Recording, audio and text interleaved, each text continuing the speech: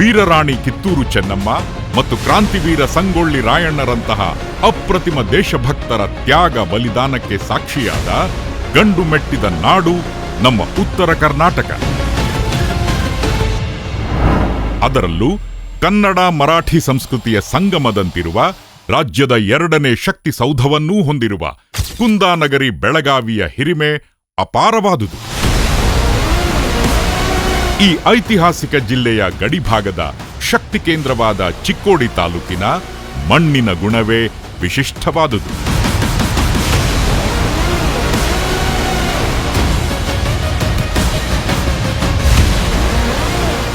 ಇದೇ ಪುಣ್ಯ ಭೂಮಿಯ ಕೃಷ್ಣಾ ನದಿಯ ತಟದ ಯಕ್ಸಂಬ ಎಂಬ ಗ್ರಾಮದಲ್ಲಿ ಜನಿಸಿ ಇಂದು ಇಡೀ ರಾಜ್ಯ ರಾಜಕಾರಣದ ಅಜೇಯ ಧ್ರುವ ತಾರೆಯಾಗಿ ಉದಯಿಸಿದವರು ಶ್ರೀ ಪ್ರಕಾಶ್ ಬಾಬಣ್ಣ ಹುಕ್ಕೇರಿ ಅವರು. ಪಂಚಾಯತ್ನಿಂದ ಪಾರ್ಲಿಮೆಂಟ್ವರೆಗೆ ಒಂದು ಅಪ್ರತಿಮ ಯಶೋಗಾಥೆ.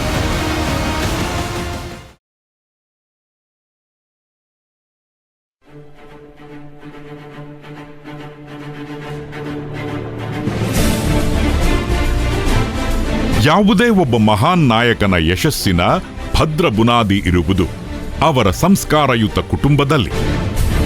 ಶ್ರೀ ಪ್ರಕಾಶ್ ಹುಕ್ಕೇರಿ ಅವರ ಜೀವನದ ಹಾದಿಗೂ ಅಂತಹದ್ದೇ ಒಂದು ಭವ್ಯ ಹಿನ್ನೆಲೆ ಇದೆ. ಮಾರ್ಚ್ 5, 1947ರಂದು ಯಕ್ಸಂಬಾದ ಪವಿತ್ರ ಮಣ್ಣಿನಲ್ಲಿ ಜನಿಸಿದ ಪ್ರಕಾಶ್ ಅವರಿಗೆ ತಂದೆ ಶ್ರೀ ಬಾಬಣ್ಣ ಹುಕ್ಕೇರಿ ಅವರ ಶಿಸ್ತು ಮತ್ತು ತಾಯಿ ಶ್ರೀಮತಿ ಅನ್ನಪೂರ್ಣೇಶ್ವರಿ ಹುಕ್ಕೇರಿ ಅವರ ಮಮತೆಯೇ ಮೊದಲ ಗುರುವಾಗಿತ್ತು. 2 ಅಣ್ಣಂದಿರು, ಒಬ್ಬ ತಮ್ಮ ಹಾಗೂ 3 ಸಹೋದರಿಯರನ್ನು ಒಳಗೊಂಡ ಇವರದ್ದು ಅಪ್ಪಟ ಸಂಪ್ರದಾಯಬದ್ಧ ಹಾಗೂ ಪ್ರೀತಿಯಿಂದ ಕೂಡಿದ ಬೃಹತ್ ಕೂಡು ಕುಟುಂಬ. ಒಂದು ಸಣ್ಣ ಹಳ್ಳಿಯ ಕೂಡು ಕುಟುಂಬದ ಈ ಸಾಧಾರಣ ಹುಡುಗ ಮುಂದೆ ಇಡೀ ಜಿಲ್ಲೆಯನ್ನೇ ಮುನ್ನಡೆಸುವ ಅಸಾಧಾರಣ ಶಕ್ತಿಯಾಗಿ ಹೊರಹೊಮ್ಮುವ ಸೂಚನೆ ಅಂದೇ ಅವರ ಸಂಸ್ಕಾರದಲ್ಲಿ ಅಡಗಿತ್ತು.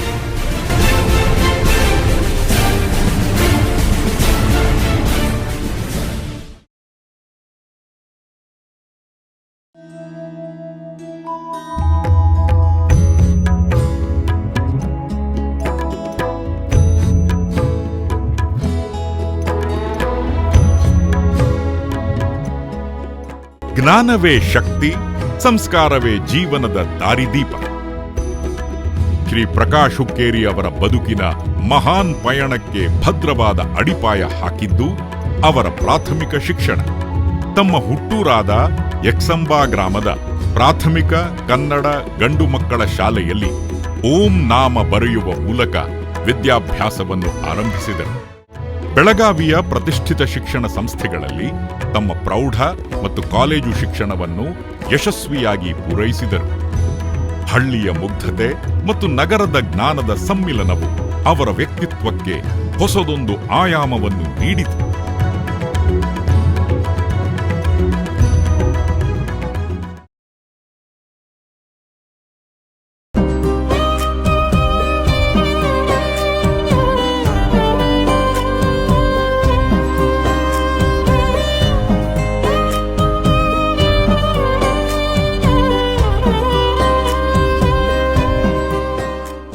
ಯಶಸ್ವಿ ಪುರುಷನ ಹಿಂದೆ ಒಬ್ಬ ಶಕ್ತಿಯುತ ಮಹಿಳೆ ಇರುತ್ತಾರೆ ಎಂಬ ಮಾತಿಗೆ ಇವರ ಜೀವನವೇ ಸಾಕ್ಷಿ. 27 ಮೇ 1968ರಂದು ಅಂಕಲಿ ಗ್ರಾಮದ ಪ್ರತಿಷ್ಠಿತ ಕೋರೆ ಮನೆತನದ ಸುಪುತ್ರಿ ಶ್ರೀಮತಿ ನೀಲಾಂಬಿಕಾ ಅವರೊಂದಿಗೆ ವೈವಾಹಿಕ ಜೀವನಕ್ಕೆ ಕಾಲಿಟ್ಟರು. ಅಂದಿನಿಂದ ಇಂದಿನವರೆಗೆ ಅವರ ಪ್ರತಿ ಹೆಜ್ಜೆಯಲ್ಲೂ ನೀಲಾಂಬಿಕಾ ಅವರು ನೆರಳಾಗಿ ನಿಂತಿದ್ದಾರೆ. ಫ್ಯಾಮಿಲಿನೂ ನೋಡ್ಕೊಳ್ಳೋದು, ಈ ಕಡೆ ಜನಸೇವೆನೂ ಮಾಡೋದು. ಆದ್ರೆ ಜನಸೇವೆ ಮಾಡೋದು ಭಾಳ ಅವ್ರಿಗೆ ಇಚ್ಛಾ.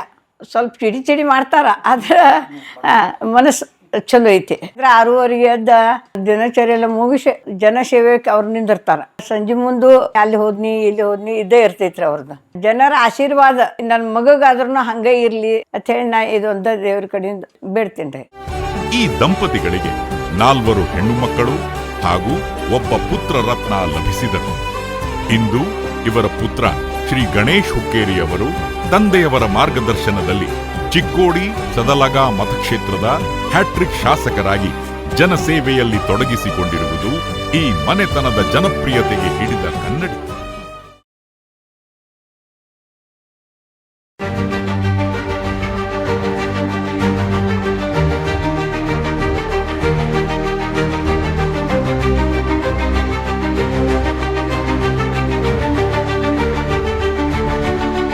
ರೈತರ ನೋವಿಗೆ ಸ್ಪಂದಿಸುವ ಉದ್ದೇಶದಿಂದಲೇ 1975ರಲ್ಲಿ ತಮ್ಮ ಹುಟ್ಟೂರಾದ ಯಕ್ಸಂಬಾ ಗ್ರಾಮ ಪಂಚಾಯಿತಿ ಚುನಾವಣೆಗೆ ಸ್ಪರ್ಧಿಸುವ ಮೂಲಕ ರಾಜಕೀಯಕ್ಕೆ ಅಧಿಕೃತವಾಗಿ ಪದಾರ್ಪಣೆ ಮಾಡಿದರು.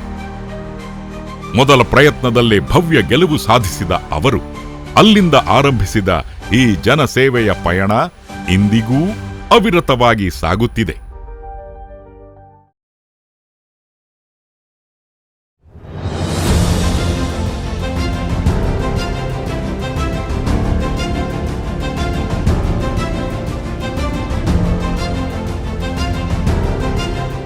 ಶ್ರೀ ಪ್ರಕಾಶ್ ಹುಕ್ಕೇರಿ ಎನ್ನುವ ಹೆಸರು ಕರ್ನಾಟಕ ರಾಜಕಾರಣದಲ್ಲಿ ಕೇವಲ ವ್ಯಕ್ತಿಯ ಹೆಸರಲ್ಲ, ಅದೊಂದು ಅಭಿವೃದ್ಧಿಯ ಶಕ್ತಿ.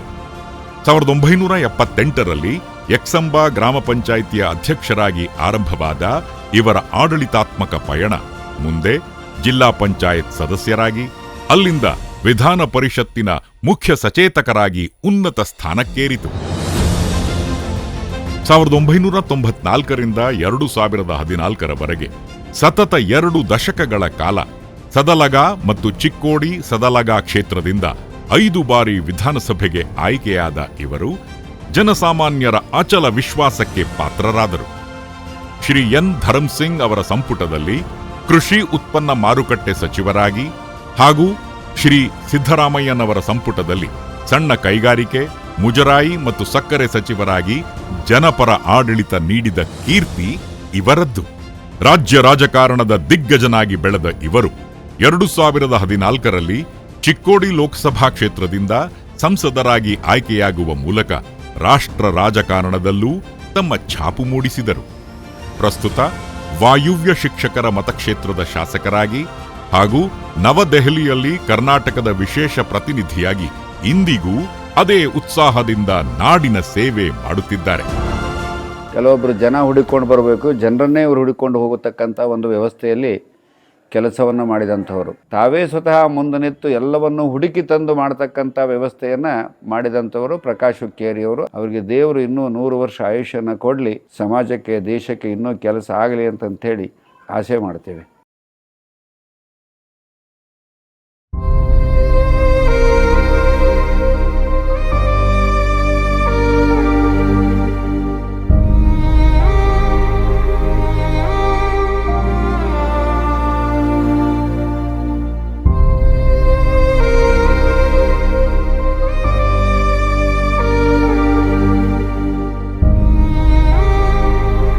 ನಾಯಕ ಎಂದರೆ ಕೇವಲ ಸೌಭಾಗ್ಯದ ಕಾಲದಲ್ಲಿ ಜೊತೆಗಿರುವವನಲ್ಲ, ಬದಲಿಗೆ ದುರ್ಬಲ ಕ್ಷಣದಲ್ಲಿ, ಸಂಕಷ್ಟದ ಸುಳಿಯಲ್ಲಿ ಜನರಿಗೆ ಧೈರ್ಯ ತುಂಬುವವನು. 2019 ಮತ್ತು 2021ರ ಮಹಾಮಳೆಗೆ ಕೃಷ್ಣೆಯ ಮಡಿಲು ರೌದ್ರಾವತಾರ ತಾಳಿದಾಗ, ಕಣ್ಣೆದುರೇ ಬದುಕು ಕೊಚ್ಚಿ ಹೋಗುತ್ತಿದ್ದಾಗ ಸಂತ್ರಸ್ತರ ಪಾಲಿಗೆ ಆಪದ್ಬಾಂಧವರಾಗಿ ನಿಂತವರು ಶ್ರೀ ಪ್ರಕಾಶ್ ಹುಕ್ಕೇರಿಯವರು. ಸುಮಾರು 3 ಕೋಟಿ ರೂಪಾಯಿಗಳ ಸ್ವಂತ ಆಸಕ್ತಿಯಿಂದ 10 ಸಣ್ಣ ದೋಣಿಗಳು ಮತ್ತು ಬೃಹತ್ ದೋಣಿಗಳನ್ನು ನಿಯೋಜಿಸಿ ಪ್ರತಿಯೊಬ್ಬರನ್ನೂ ಸುರಕ್ಷಿತವಾಗಿ ದಡ ಸೇರಿಸಿದರು. ಮನೆ ಮಠ ಕಳೆದುಕೊಂಡು ಬೀದಿಗೆ ಬಂದಿದ್ದ ಜನರಿಗೆ ಅವರು ಕೇವಲ ಆಶ್ರಯ ನೀಡಲಿಲ್ಲ, ತಾಯಿಯ ಮಮತೆಯಿಂದ ಹಸಿವು ನೀಗಿಸಿದರು. ಸುಸಜ್ಜಿತ ಗಂಜಿ ಕೇಂದ್ರಗಳನ್ನು ಸ್ಥಾಪಿಸಿ ಬಿಸಿ ಊಟ, ಬಟ್ಟೆ ಮತ್ತು ಹಾಸಿಗೆಗಳ ವ್ಯವಸ್ಥೆ ಮಾಡಿದರು. ಅಷ್ಟೇ ಅಲ್ಲದೆ ಪ್ರವಾಹ ಇಳಿದ ನಂತರವೂ ಬದುಕು ಕಟ್ಟಿಕೊಳ್ಳಲು ಅನುಕೂಲವಾಗುವಂತೆ ತಿಂಗಳ ಪೂರ್ತಿ ಸಾಲುವಷ್ಟು ರೇಷನ್ ಕಿಟ್ಗಳನ್ನು ಮನೆ ಮನೆಗೆ ತಲುಪಿಸಿದರು. ಮಾನವನ ನೋವಿನ ಜೊತೆಗೆ ಮಾತು ಬಾರದ ಜಾನುವಾರುಗಳ ಹಸಿವನ್ನು ಅರಿತ ಇವರು ಸಾವಿರಾರು ಮೂಕ ಪ್ರಾಣಿಗಳಿಗೆ ಮೇವಿನ ವ್ಯವಸ್ಥೆ ಮಾಡಿ ಅವುಗಳ ಜೀವ ಉಳಿಸಿದರು. ಆ ಸಂಕಷ್ಟದ ದಿನಗಳಲ್ಲಿ ಅವರು ಹಗಲಿರುಳು ಅಹರ್ನಿಶಿ ಶ್ರಮಿಸಿದ ರೀತಿ, ಜನರ ಕಣ್ಣೀರು ಒರೆಸಲು ಅವರು ತೋರಿದ ಆತುರ ಅವರೊಬ್ಬ ಜನನಾಯಕ ಮಾತ್ರವಲ್ಲ, ಜನರ ಮನೆಯ ಹಿರಿಯ ಮಗ ಎಂಬುದನ್ನು ಸಾಬೀತುಪಡಿಸಿತು. ಪ್ರವಾಹದ ಅಬ್ಬರಕ್ಕೆ ಮನೆ ಮಠಗಳು ಕೊಚ್ಚಿ ಹೋದಾಗ ಬರಿಗೈಲಿ ನಿಂತಿದ್ದ ನಿರಾಶ್ರಿತರ ಕಣ್ಣೀರು ಕಂಡ ಶ್ರೀ ಪ್ರಕಾಶ್ ಹುಕ್ಕೇರಿಯವರು ಮನೆ ಕಳೆದುಕೊಂಡ ಸಂತ್ರಸ್ತರಿಗೆ ಹೊಸ ಬದುಕು ಕಟ್ಟಿಕೊಡಲು ತಲಾ 5 ಲಕ್ಷ ರೂಪಾಯಿಗಳ ಬೃಹತ್ ಅನುದಾನವನ್ನು ಸರ್ಕಾರದಿಂದ ಮಂಜೂರು ಮಾಡಿಸಿದರು. ನಾನು ನಾಯಕನಲ್ಲ, ನಿಮ್ಮೆಲ್ಲರ ಸೇವಕ ಅನ್ನುವಂಥ ಭಾವನೆಯಿಂದ ಈ ಕ್ಷೇತ್ರದ ಜನರಿಗಾಗಿ ಹಗಲು ಇರುಳು ಎನ್ನದೆ ಜನರಿಗಾಗಿ ಈ ಜೀವ ಬಂದಿದೆ ಅಂದ ಬಳಿಕ ಜನರ ಸೇವೆಯಲ್ಲೇ ನಾನಿರುತ್ತೇನೆ ಅನ್ನುವಂಥ ಅಪರೂಪದ ವ್ಯಕ್ತಿತ್ವವನ್ನು ಉಳ್ಳಂತಹ ಅಪರೂಪದ ನಾಯಕರು ಅದು ನಮ್ಮ ಕ್ಷೇತ್ರದ ಹೆಮ್ಮೆಯ ನಾಯಕರು ಅಂತ ನಾನು ಭಾವಿಸ್ಕೊಳ್ಳೋದಕ್ಕೆ ಇಚ್ಛಪಡ್ತೇನೆ.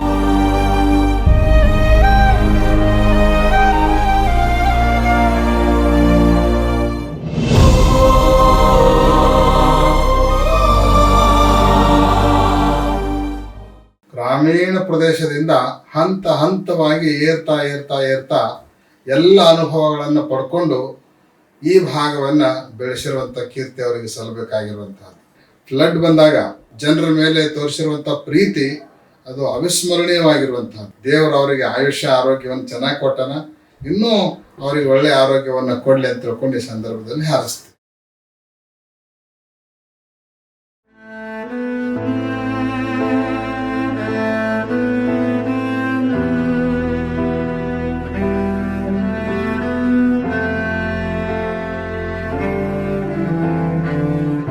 ಒಂದು ಕಾಲದಲ್ಲಿ ನೀರಿನ ಹನಿಗಾಗಿ ತಪಸ್ಸು ಮಾಡುತ್ತಿದ್ದ ಈ ನೆಲಕ್ಕೆ ಕೃಷ್ಣೆಯ ಒಲವು ಸಿಗುವಂತೆ ಮಾಡಿದವರು ನಮ್ಮ ಹೆಮ್ಮೆಯ ನಾಯಕ ಶ್ರೀ ಪ್ರಕಾಶ್ ಹುಕ್ಕೇರಿಯವರು. ಅನ್ನದಾತನ ಬದುಕಿನಲ್ಲಿ ಹಸಿರು ತುಂಬಲು ನೀರಾವರಿ ಕ್ಷೇತ್ರಕ್ಕೆ ನೀಡಿದ ಕೊಡುಗೆ ಅಜರಾಮರ. ಕೃಷ್ಣಾ ನದಿಗೆ ಅಡ್ಡಲಾಗಿ ಸುಮಾರು 80 ಕೋಟಿ ರೂಪಾಯಿಗಳ ವೆಚ್ಚದಲ್ಲಿ ಸದಲಗ, ಮಾಂಜರಿ ಅಂಕಲಿ ಮತ್ತು ಕಲ್ಲೋಳ ಯಡೂರ ಸೇರಿದಂತೆ ಬರೋಬ್ಬರಿ 6 ಬೃಹತ್ ಬ್ಯಾರೇಜ್ಗಳನ್ನು ನಿರ್ಮಿಸುವ ಮೂಲಕ ಬೇಸಿಗೆಯಲ್ಲೂ ರೈತರ ಜಮೀನುಗಳು ಹಸಿರಾಗಿರುವಂತೆ ನೋಡಿಕೊಂಡಿದ್ದಾರೆ. ಇದರಿಂದ ಚಿಕ್ಕೋಡಿ ಮತ್ತು ಅಥಣಿ ಭಾಗದ ಸಾವಿರಾರು ಎಕರೆ ಭೂಮಿಗೆ ಜೀವಕಳೆ ಬಂದಿದೆ. ನೀರಾವರಿ ಎಂಬುದು ಕೇವಲ ಕಾಲುವೆಗಳಲ್ಲ, ಅದು ರೈತರ ಆರ್ಥಿಕ ಶಕ್ತಿ ಎಂಬುದನ್ನು ಅರಿತ ಇವರು 106 ಕೋಟಿ ರೂಪಾಯಿಗಳ ವೆಚ್ಚದಲ್ಲಿ ಪೈಪ್ಲೈನ್ ಮೂಲಕ ನೀರು ಹರಿಸುವ ಸಾಹಸಕ್ಕೆ ಕೈ ಹಾಕಿದರು. 144 ಕೋಟಿ ರೂಪಾಯಿ ವೆಚ್ಚದ ಅನ್ನಪೂರ್ಣೇಶ್ವರಿ ಏತ ನೀರಾವರಿ ಯೋಜನೆ ಸುಮಾರು 12,000 ಹೆಕ್ಟೇರ್ ಪ್ರದೇಶಕ್ಕೆ ನೀರು ಒದಗಿಸಿದೆ.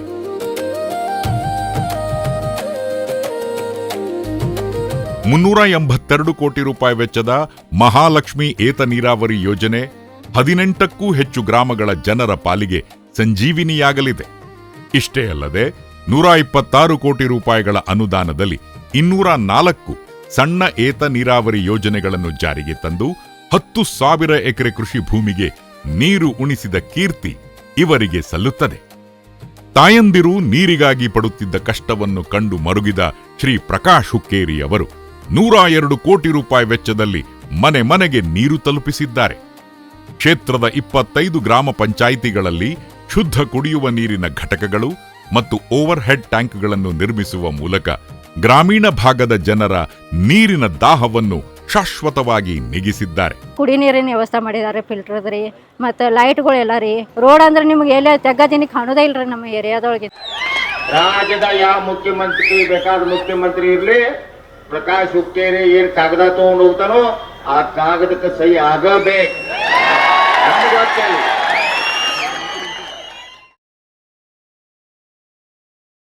ಸುಮಾರು 149.41 ಕೋಟಿ ರೂಪಾಯಿಗಳ ಬೃಹತ್ ಅನುದಾನದಲ್ಲಿ 6 ಬೃಹತ್ ಸೇತುವೆಗಳ ನಿರ್ಮಾಣಕ್ಕೆ ನಾಂದಿ ಹಾಡಿದರು. ಚಿಂಚಲಿ, ಮುಳವಾಡ, ಕಲ್ಲೋಳ, ಯಡೂರ ಮತ್ತು ಜುಗೂಳ, ಖಿದ್ರಾಪೂರ ಸೇರಿದಂತೆ ಪ್ರಮುಖ 6 ಕಡೆಗಳಲ್ಲಿ ಹೈ ಲೆವೆಲ್ ಸೇತುವೆಗಳನ್ನು ನಿರ್ಮಿಸುವ ಮೂಲಕ ಪ್ರವಾಹದ ಸಮಯದಲ್ಲೂ ಸಂಚಾರ ಸ್ಥಗಿತಗೊಳ್ಳದಂತೆ ನೋಡಿಕೊಂಡಿದ್ದಾರೆ. ನಮ್ಮಂಥ ಯುವಕರಿಗೆ ರಾಜಕಾರಣ ಎಂದರೆ ಅಧಿಕಾರ ಅನಿಸುತ್ತೆ. ಆದರೆ ನಮ್ಮ ಜನನಾಯಕ ಪ್ರಕಾಶ್ ಹುಕ್ಕೇರಿ ಅವರ ಬದುಕು ನೋಡಿದರೆ ನಿಜವಾದ ಜನಸೇವೆ ಅಂತ ತೋರಿಸುತ್ತೆ. ಚಂದೂರ, ಸೈನಿಕ ಟಾಕಳಿ ಮತ್ತು ಮಲಿಕವಾಡ, ದತ್ತವಾಡದಂತಹ ಪ್ರಮುಖ ಸೇತುವೆಗಳು ಇಂದು ಕರ್ನಾಟಕ ಮತ್ತು ಮಹಾರಾಷ್ಟ್ರದ ನಡುವಿನ ವಾಣಿಜ್ಯ ಮತ್ತು ಸಂಬಂಧಗಳಿಗೆ ಭದ್ರವಾದ ಬುನಾದಿ ಹಾಕಿವೆ. ಜನರ ಪ್ರಾಣ ಮತ್ತು ಬದುಕನ್ನು ರಕ್ಷಿಸಲು ಕೋಟಿ ಕೋಟಿ ಅನುದಾನ ತಂದು ಗಡಿಭಾಗದ ಜನರ ದಶಕಗಳ ಕನಸನ್ನು ನನಸು ಮಾಡಿದ ವಿಕಾಸ ರತ್ನನ ಈ ಕಾರ್ಯವೈಖರಿ ಅಪ್ರತಿಮವಾದುದು.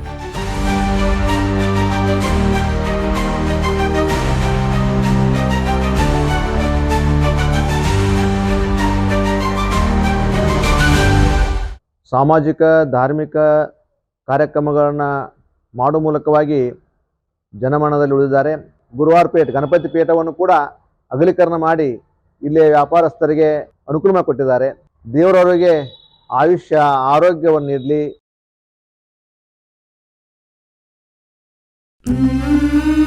ಪ್ರಕಾಶ್ ಹುಕ್ಕೇರಿ ಸರ್ ಮತ್ತು ಗಣೇಶ್ ಹುಕ್ಕೇರಿ ಸರ್ ತಮ್ಮ ಸ್ವಂತ ಖರ್ಚಿಂದ ಕೋವಿಡ್ ಸೆಂಟರ್ ಅನ್ನ ತೆಗೆದು 10 ಆಕ್ಸಿಜನ್ ಸಿಲಿಂಡರ್ಗಳನ್ನ ಸರ್ಕಾರಿ ಪ್ರಾಥಮಿಕ ಆರೋಗ್ಯ ಕೇಂದ್ರದಲ್ಲಿ ಈಗಾಗಲೇ ನೀಡಿದ್ದಾರೆ.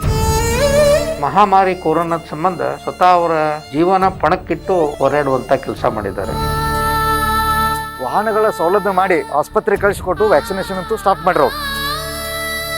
ಗಣೇಶನ ಅಂದ್ರೆ ನಮಗೆ ದೇವ್ರ ಇದ್ದಂಗ್ರಿ. ಗಣೇಶನ ನಮಗೆ ಬೆಡ್ ಸಿಕ್ತ್ರಿ, ನಮ್ಮ ಯಜಮಾನ್ರ ಉಳಿದ್ ಮನೆಗೆ ಬಂದ್ರಿ. ನಮ್ಮ ಹುಡುಗನ ಅವ್ರು ಉಳಿಸಿರು. ಅವ್ರು ನಮಗೆ ಭಾಳ ಹೆಲ್ಪ್ ಮಾಡಿದ್ದಾರೆ. ರೈಸ್, ಆಯಿಲ್, ಸಕ್ಕರೆ ಅದು ಎಲ್ಲ ಕೊಟ್ಟಿದ್ದ ಅವರು. ಗಣೇಶನ ಪ್ರಕಾಶನ ಅವರ ದೇವರು ನಮಗಾಗಿ ಕೊಟ್ಟಿರುವಂತ 2 ರತ್ನಗಳಂತ ನಾ ಹೇಳಕ್ ಇಷ್ಟಪಡ್ತೀನಿ ರೀ. ದೇವರು ಐಶ್ವರ್ಯ 110 ವರ್ಷ ಕೊಡ್ಲಿ ಅಂತ ನಾ ಇಷ್ಟ ಪಡ್ಕೊತೀನಿ. ದೇವ್ರ ರೂಪ ಆಗಿ ನಮ್ಮ ಗಣೇಶನ್ನ ಆಗಲಿ, ನಮ್ಮ ಪ್ರಕಾಶನ್ನ ಹುಕ್ಕೇರಿ ಆಗಲಿ ವ್ಯಾಕ್ಸಿನ್ ಮಾಡಿರ. ಗಣೇಶನ್ನ ಮತ್ತು ಪ್ರಕಾಶನ ಹುಕ್ಕೇರಿ ಅವರು ನಮ್ಗೆ ಫ್ರೀದಾಗ ವ್ಯಾಕ್ಸಿನ್ ಕೊಟ್ಟಿಸಿದಾರೋ. MLA ಮತ್ತು ಒಂದು ಮಾಜಿ MP ಸಿಗಬೇಕಾದ್ರೆ ನಮ್ದು ಊರ್ದು ಭಾಗ್ಯ ಮತ್ತು ನಮ್ಮ ಮತಕ್ಷೇತ್ರದ ಭಾಗ್ಯ. ಹಿಂಗೆ ಯಾರಿಗೆ ವ್ಯವಸ್ಥೆ ಮಾಡಕ್ ಆಗೋಲ್ಲ. ಯಾವ್ರು ದೊಡ್ಡ ಆಯುಷ್ಯ ಕೊಡ್ಲಿ ಅಂತ ನಾ ಕೇಳ್ಕೊತೀನಿ.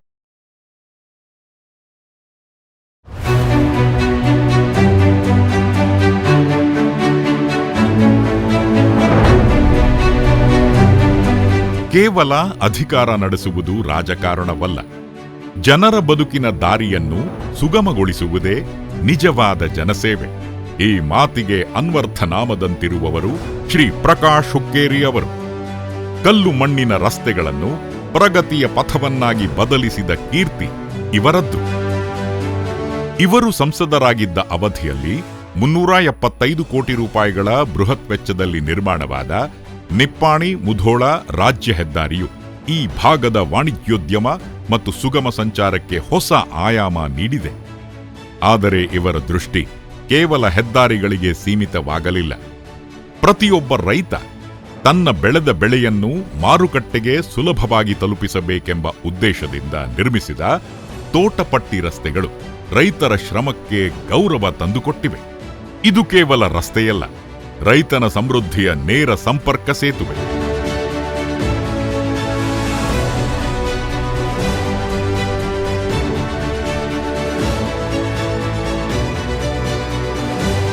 ರೈತರಿಂದ ಕೂಡಿದ ಗ್ರಾಮ ನಮ್ದು. 5,000 ಎಕರೆ ಭೂಮಿ ನಮ್ಮ ಗ್ರಾಮಕ್ಕಿದ್ದು, ಅದರಲ್ಲಿ 2,500 3 ಸಾವಿರ ಎಕರೆ ಭೂಮಿ ಸೌಳು ಜೋಳದಿಂದ ಹಾಳಾಗಿತ್ತು. ಸರ್ಕಾರದ ಅನುದಾನದಲ್ಲಿ ಎಲ್ಲಾ ರೈತರಿಗೆ ಅನುಕೂಲ ಆಗೋ ತರ ಪ್ರತಿ ಕುಟುಂಬಕ್ಕೂ ಆರ್ಥಿಕವಾಗಿ ಸದೃಢ ಮಾಡುವಲ್ಲಿ ಅತಿ ದೊಡ್ಡ ಪಾತ್ರ ಇದೆ.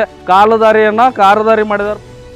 ಗಡಿಭಾಗದ ವಿದ್ಯಾರ್ಥಿಗಳು ಮತ್ತು ಸಾರ್ವಜನಿಕರ ಹಿತದೃಷ್ಟಿಯಿಂದ ಚಿಕ್ಕೋಡಿ ಲೋಕಸಭಾ ಕ್ಷೇತ್ರದಾದ್ಯಂತ 32.60 ಕೋಟಿ ರೂಪಾಯಿಗಳ ಅನುದಾನದಲ್ಲಿ ಹೈಟೆಕ್ ಬಸ್ ನಿಲ್ದಾಣಗಳ ಜಾಲವನ್ನೇ ನಿರ್ಮಿಸಿದ್ದಾರೆ. ಚಿಕ್ಕೋಡಿ, ನಿಪ್ಪಾಣಿ, ಸಂಕೇಶ್ವರ, ಸದಲಗಾಪ್ ಮತ್ತು ಹುಕ್ಕೇರಿ ಸೇರಿದಂತೆ ಒಟ್ಟು 9 ಪ್ರಮುಖ ಪಟ್ಟಣಗಳಲ್ಲಿ ಅತ್ಯಾಧುನಿಕ ಸೌಲಭ್ಯವುಳ್ಳ ಬಸ್ ನಿಲ್ದಾಣಗಳನ್ನು ನಿರ್ಮಿಸುವ ಮೂಲಕ ಸುಗಮ ಪ್ರಯಾಣಕ್ಕೆ ನಾಂದಿ ಹಾಡಿದ್ದಾರೆ.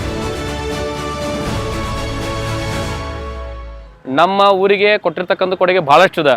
ಎಲ್ಲಾ ನದಿ ಆಗಿರ್ಬೋದು, ನದಿ ನೀರಿನ ಜೋಡಣೆಯನ್ನ ಎಲ್ಲಾ ಪ್ರತಿಯೊಂದು ಹಳ್ಳಿಗೆ ಸಹ ಮಾಡಿದ್ದಾರೆ. ಅದ್ರ ಜೊತೆಗೆ ಏನಪ್ಪಾ ಅಂತಂದ್ರೆ ನೀವು ಬರ್ತಕ್ಕಂಥ ನಮ್ಮ ರೋಡ್ಗಳು ನೀವು ನೋಡಬಹುದು, ಬಹಳ ಉತ್ತಮವಾಗಿರ್ತಕ್ಕಂಥ ರಸ್ತೆಯನ್ನ ಮಾಡಿದ್ದಾರೆ. ನಮ್ಮ ಊರಿಗೆ ವಿಶೇಷವಾಗಿರ್ತಕ್ಕಂಥ ಅನುದಾನವನ್ನು ಕೊಡ್ತಕ್ಕಂಥ ವ್ಯಕ್ತಿ ಯಾರಾದ್ರಿದ್ರೆ ಪ್ರಕಾಶನ ಹುಕ್ಕೇರಿ ಅವರು. ಆಧುನಿಕ ತಂತ್ರಜ್ಞಾನ ಕೇವಲ ನಗರಗಳಿಗೆ ಸೀಮಿತವಲ್ಲ ಎಂಬುದನ್ನು ಸಾಬೀತುಪಡಿಸಲು ತಮ್ಮ ಹುಟ್ಟೂರಾದ ಯಕ್ಸಂಬಾ ಪಟ್ಟಣದಲ್ಲಿ 5 ಕೋಟಿ ರೂಪಾಯಿ ವೆಚ್ಚದಲ್ಲಿ ಭೂಗತ ವಿದ್ಯುತ್ ತಂತಿ ಅಂಡರ್ಗ್ರೌಂಡ್ ಕೇಬಲಿಂಗ್ ಅಳವಡಿಸಿದ್ದಾರೆ. ಗ್ರಾಮೀಣ ಮಟ್ಟದಲ್ಲಿ ಎಂತಹ ಸಾಹಸ ಮಾಡಿದ ಹೆಮ್ಮೆ ಇವರದ್ದು. ಇದರಿಂದ ವಿದ್ಯುತ್ ಅವಘಡಗಳಿಗೆ ಅಲ್ಪ ವಿರಾಮ ಬಿದ್ದಿದೆ ಮತ್ತು ನಿರಂತರ ವಿದ್ಯುತ್ ಪೂರೈಕೆಗೆ ಭದ್ರತೆ ಸಿಕ್ಕಿದೆ. ಜನರ ಸಂಕಷ್ಟಗಳಿಗೆ ಕೇವಲ ಭರವಸೆ ನೀಡದೆ ಅದನ್ನು ಕಾಮಗಾರಿಗಳ ಮೂಲಕ ಸಾಕಾರಗೊಳಿಸಿದ ವಿಕಾಸ ರತ್ನನ ಈ ಸಾಧನೆಗಳು ಇಂದಿಗೂ ಜನರ ಕಣ್ಣ ಮುಂದೆ ಜೀವಂತವಾಗಿವೆ. ಪ್ರತಿಯೊಂದು ಗ್ರಾಮಕ್ಕೆ ಒಂದೊಂದು ಬ್ಯಾರೇಜ್ಗಳನ್ನ ನಿರ್ಮಾಣ ಮಾಡಿ ರೈತರ ಒಂದು ಈ ಭಾಗವನ್ನು ಹಚ್ಚ ಹಸಿರಾಗಿ ಮಾಡಿದ್ದಾರೆ. ರೈತರಿಗೆ ತಮ್ಮ ತಮ್ಮ ಹೊಲಗದ್ದೆಗಳಿಗೆ ಹೋಗಲು ಸರಕು ಸಾಗಾಣಿಕೆಯನ್ನು ಮಾಡಲು ರಸ್ತೆಗಳ ಡಾಂಬರೀಕರಣವನ್ನ ಮಾಡಿದ್ದಾರೆ. ಈ ಒಂದು ಭಾಗವನ್ನ ಸುಜಲಾಂ ಸುಫಲಾಂ ಮಾಡಿ ಈ ನಮ್ಮ ಯಕ್ಷಂಬ ಪಟ್ಟಣದಲ್ಲಿ ಇಂಥ ಒಬ್ಬ ಆಧುನಿಕ ಯುಗದ ಭಗೀರಥರು ಈ ಗ್ರಾಮದಲ್ಲಿ ಹುಟ್ಟಿದ್ದು ನಮ್ಮೆಲ್ಲರ ಒಂದು ಹೆಮ್ಮೆಯ ವಿಷಯ.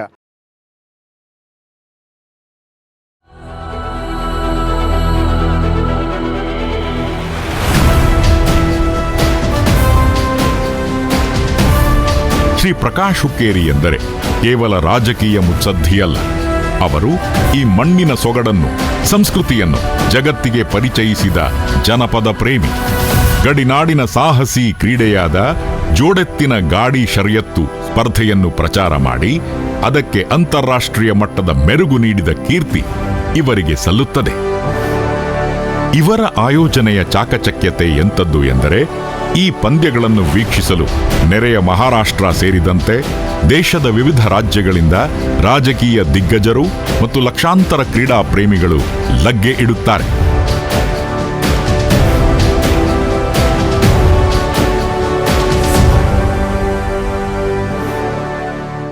ಚಿಕ್ಕೋಡಿ ಭಾಗದ ಜನ ಪುಣ್ಯ ಮಾಡ್ಯಾರ.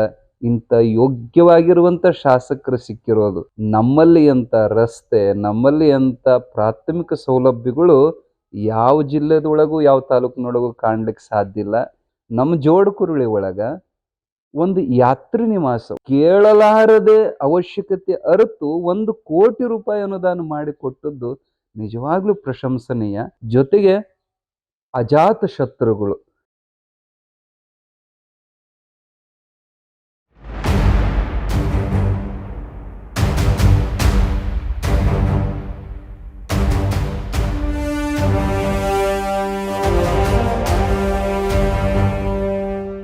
ಒಂದು ಪ್ರದೇಶವು ಜಿಲ್ಲೆಯಾಗಿ ರೂಪುಗೊಳ್ಳುವ ಮೊದಲೇ ಅದಕ್ಕೆ ಬೇಕಾದ ಎಲ್ಲಾ ಜಿಲ್ಲಾ ಮಟ್ಟದ ಸೌಲಭ್ಯಗಳನ್ನು ತಂದುಕೊಟ್ಟ ಧೀಮಂತ ನಾಯಕ ಶ್ರೀ ಪ್ರಕಾಶ್ ಹುಕ್ಕೇರಿ ಅವರು.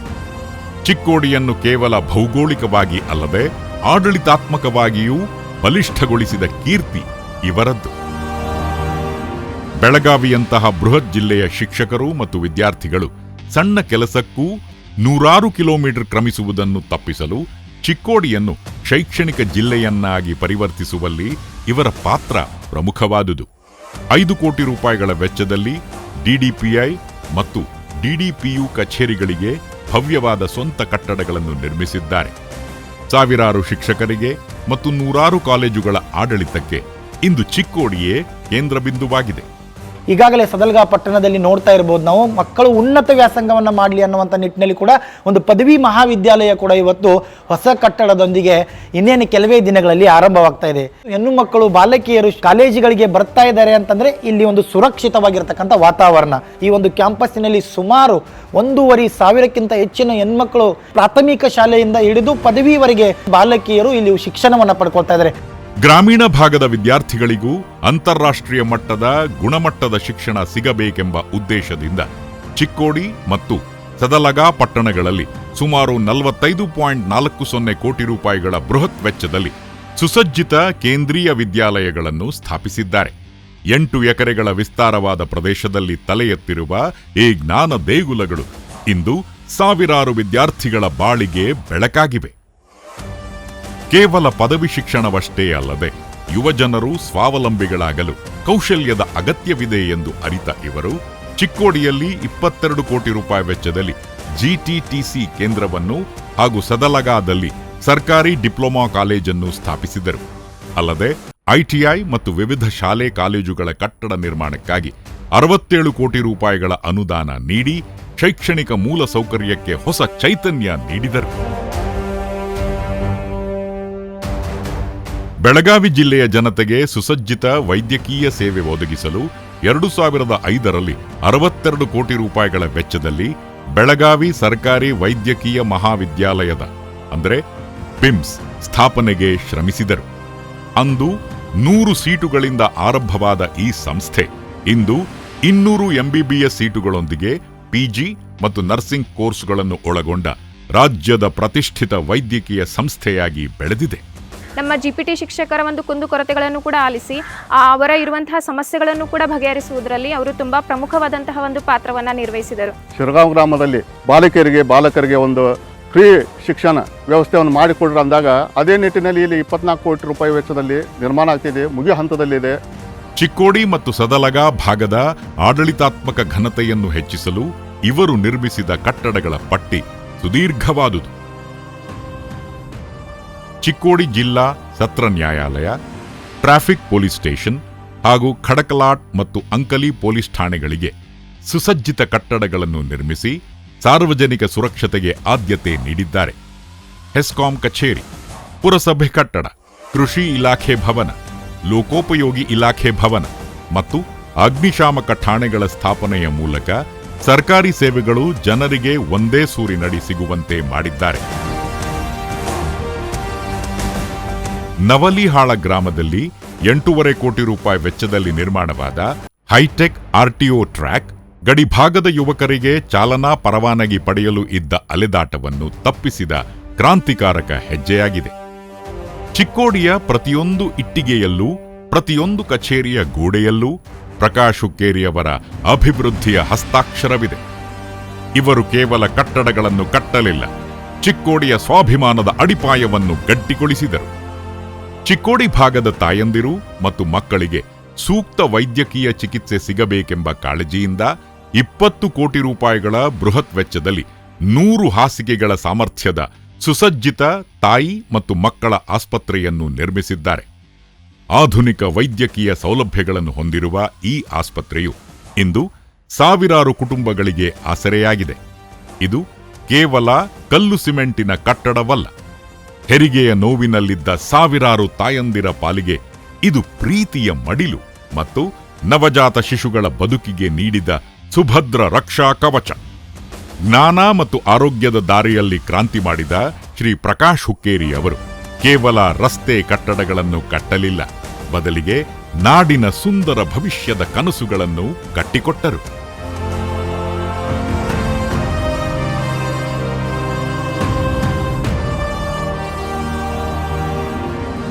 ರಾತ ನೀರಾವರಿ ಇರ್ಬೋದು, ರಸ್ತೆಗಳಿರ್ಬೋದು, ನಾವು ಪ್ರಾಮಾಣಿಕವಾಗಿ ನಿಮ್ಮ ಸೇವೆ ಮಾಡಿದೆವು.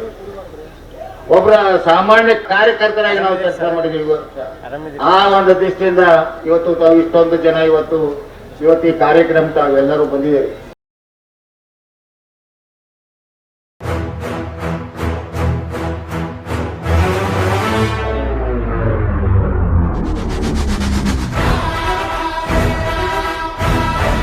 ಚಿಕ್ಕೋಡಿ ಲೋಕಸಭಾ ಕ್ಷೇತ್ರದ 8 ವಿಧಾನಸಭಾ ಕ್ಷೇತ್ರಗಳಲ್ಲಿ ಹರಡಿರುವ ಅಸಂಖ್ಯಾತ ಪುರಾತನ ದೇವಸ್ಥಾನಗಳಿಗೆ ಇವರು ಚೈತನ್ಯ ತುಂಬಿದ್ದಾರೆ. ಸುಮಾರು 37.56 ಕೋಟಿ ರೂಪಾಯಿಗಳ ಅನುದಾನದಲ್ಲಿ ಬರೋಬ್ಬರಿ 401 ದೇವಸ್ಥಾನಗಳ ಜೀರ್ಣೋದ್ಧಾರ ಮತ್ತು ಪುನರ್ ನಿರ್ಮಾಣ ಕಾಮಗಾರಿಗಳನ್ನು ಕೈಗೆತ್ತಿಕೊಳ್ಳುವ ಮೂಲಕ ಭಕ್ತರ ಮನಗೆದ್ದಿದ್ದಾರೆ. ಶ್ರೀ ಪ್ರಕಾಶ್ ಹುಕ್ಕೇರಿ ಅವರು ಮುಜರಾಯಿ ಸಚಿವರಾಗಿದ್ದ ಸುಸಂದರ್ಭದಲ್ಲಿ ಈ ಭಾಗದ ಧಾರ್ಮಿಕ ಕ್ಷೇತ್ರಗಳಿಗೆ ಹೊಸ ಕಳೆ ನೀಡಿದ ಮಹಾನ್ ಭಕ್ತ.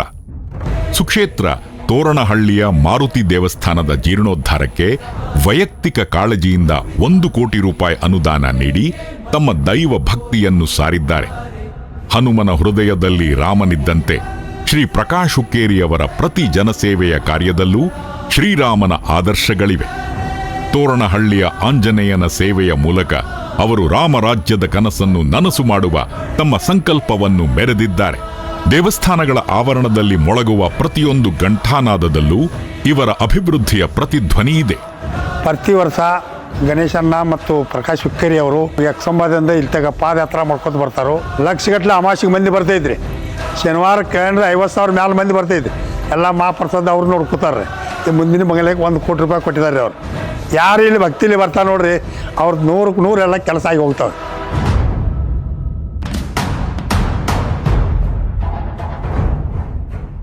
ನಮ್ಮ ಹನುಮಾನ್ ದೇವಸ್ಥಾನ ನೋಡ್ರಿ 75% ಭಾಳ ಇಂಪ್ರೂವ್ ಮಾಡಿರಿ. ಇಲ್ಲಿ ಏನು ಕುಡಿಯಾಗ ನೀರು ಇರಕ್ಕಿಲ್ರಿ, ಏನು ಕಟ್ಟಡ ಇರಕ್ಕಿಲ್ರಿ, ಏನು ರೋಡ್ ಇರಕ್ಕಿಲ್ರಿ, ಲೈಟ್ ವ್ಯವಸ್ಥೆ ಏನೂ ಇರಕ್ಕಿಲ್ರಿ. ಎಲ್ಲದರಿಂದ ಪ್ರತಿಯೊಂದರಿಂದ ಎಲ್ಲನೂ ಅವ್ರು ಸುಧಾರಣೆ ಮಾಡಿದಾರೆ ರೀ.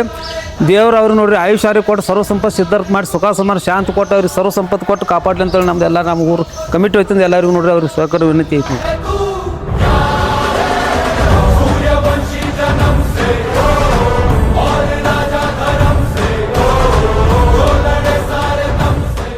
ನಮ್ಮ ಸಾವುಕಾರ 8 ಸಲ ಆರಿಸಿ ಬಂದಿದ್ದರು. ಇವತ್ತಿನವರೆಗೆ ಅವ್ರ ಬೇಡಿಕೆಯನ್ನು ನಮಗೆ ಒಳ್ಳೆ ಅಭಿವೃದ್ಧಿ ಕೊಡ್ರಿ, ನನಗೆ ಬೇರೆ ಏನು ಬೇಡ, ನನ್ನ ಕಾರ್ಯಕರ್ತರು ಆರಾಮಿರಬೇಕು, ನಮ್ಮ ಕ್ಷೇತ್ರ ಆರಾಮಿರಬೇಕು.